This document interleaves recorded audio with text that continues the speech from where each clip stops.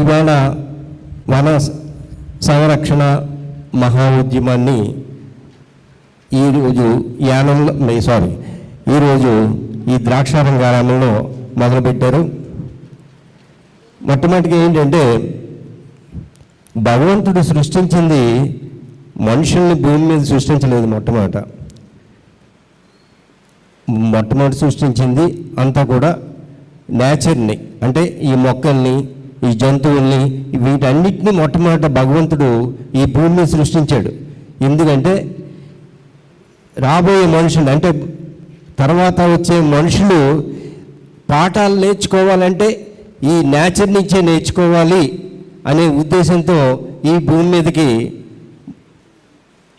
మొట్టమొదటిగా చెట్లు, మొక్కలు, నీరు,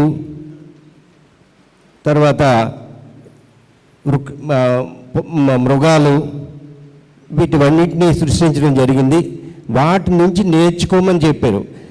మరి కానీ ఈ నవీన యుగంలో జరుగుతున్నది ఏంటంటే, నవీన యుగంలో చెట్లను నరికేయడం, బిల్డింగులు కట్టేయడం, చెట్లను నరికేయడం, బిల్డింగులు కట్టాడు.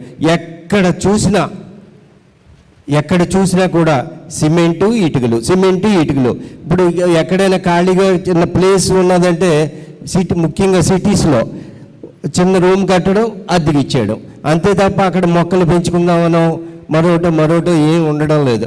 అందుకని ఏంటంటే, మన ప్రభుత్వం అయితే, ఇలాంటి అద్భుతమైన సంస్థలు అయితే ఏంటంటే ఇలాంటివన్నిటినీ నిరోధించి మొక్కల్ని పెంచాలి, మొక్కలన్నింటినీ సంరక్షించాలనే మెయిన్ కాన్సెప్ట్ తోటి ఇలాంటి ఉద్యమాలన్నింటినీ తీసుకురావడం జరుగుతుంది. కాబట్టి ప్రతి ఒక్కళ్ళు కూడా వాటిని అన్నింటినీ కూడా ఇలాంటి ఉద్యమాలకి మనం సపోర్ట్ చేయాలి. సపోర్ట్ చేసినట్లయితేనే వాళ్ళు కూడా సక్సెస్ అవుతారు.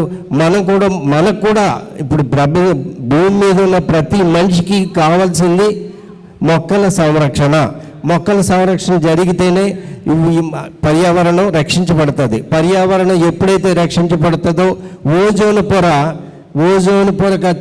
చిన్నగా కన్నాలు పడిపోయి ఉన్నది. ఆ కన్నాలు పడిపోయిన ఓజోన్ పొరని కప్పబోయబడుతుంది. ఎందుకంటే పర్యావరణాన్ని రక్షించితే. అవన్నీ గుర్తుపెట్టుకుని ప్రతి ఒక్కళ్ళు, ఆ దృష్టిలో పెట్టుకుని ప్రతి ఒక్కళ్ళు మనం ఏం చేయాలి. మీ ఇంట్లో మీరు ఎక్కడికి వెళ్ళక్కర్లేదు. ఇలాంటి ఎప్పుడెప్పుడో జరుగుతాయి. మీ ఇంట్లో ఉండి మీరు మొక్కలు సంరక్షించుకోవడం ఒకటే బాధ్యత. ఒక మొక్క నాటినా చాలు, కానీ దాన్ని సంరక్షించుకోవాలి, దాన్ని పెంచాలి, దాన్ని పోషించాలి. ఇది చేయవలసింది. అంతే తప్ప ఎక్కడో వెళ్ళిపోయి ఏదో చేద్దామనే ఆలోచన ఏమీ చెయ్యక్కర్లేదు. తర్వాత ఇంట్లో శుభ్రత పాటించాలి, చుట్టుపక్కల శుభ్రత పాటించాలి. ఇవన్నీ చేస్తేనే పర్యావరణం చక్కగా ఉంటుంది. కాబట్టి ఇవన్నీ దృష్టిలో పెట్టుకోవాల్సింది కోరుతూ ఈ అద్భుతమైన అవకాశం నాకు ఇచ్చినందుకు కమిటీ పెద్దలకి అందరికీ కూడా నమస్కారం.